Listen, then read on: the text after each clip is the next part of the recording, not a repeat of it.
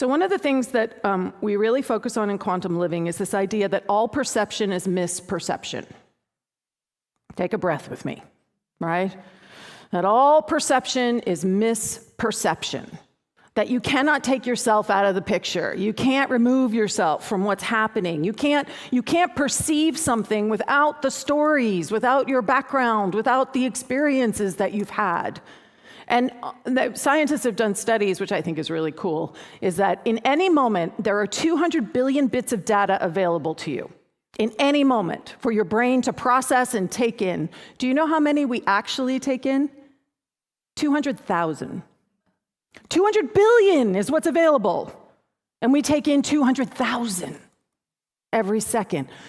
There is so much that we are not paying attention to. There is so much that we are ignoring, that our brain, our system is deciding irrelevant, irrelevant, irrelevant, irrelevant, not important, not important, not important. It's all about this.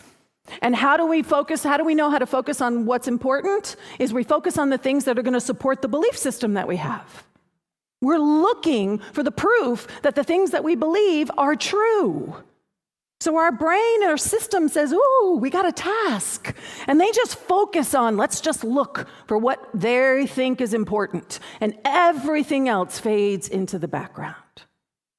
All perception is misperception because we're missing a piece. We're missing more than a piece. We're missing like a giant amount of what's actually possible in that moment.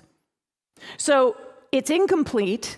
It's also personal, and it is shaped by our beliefs. So when we stand there and say, no, this is a fact, I find it interesting, especially nowadays, that we really need to be taught the difference between fact and opinion. That we don't actually really know the difference between fact and opinion. We think that our opinion about something is a fact. And I was sharing with the quantum living class, you know, the trial that's going on right now for Alex. I don't even want to give his last name any airplay around the Sandy Hook, the defamation case that's going on. And I watched a piece of the judge on this case.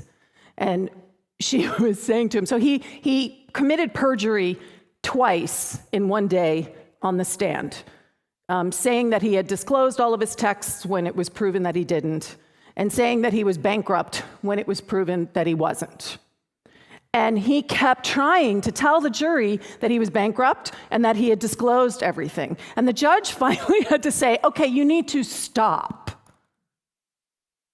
It is not true. You have committed perjury twice. You need to stop telling the jury something that is not true. And he said, well, but I believed it was true. And she said, that's why we're here in this courtroom today. She said, just because you believe something is true, it is not true. Just because you think something is true does not actually make it true. Now that lesson is applicable to each of us.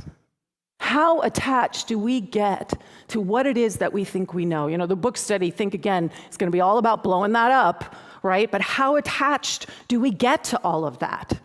So this is I've shown this cartoon before, but it's so perfect, right? We see things not as they are, but as we are. We cannot get ourselves out of the frame. And once we actually admit that and acknowledge it and say yes to that and incorporate that into how we move through the world, it makes life a whole lot easier.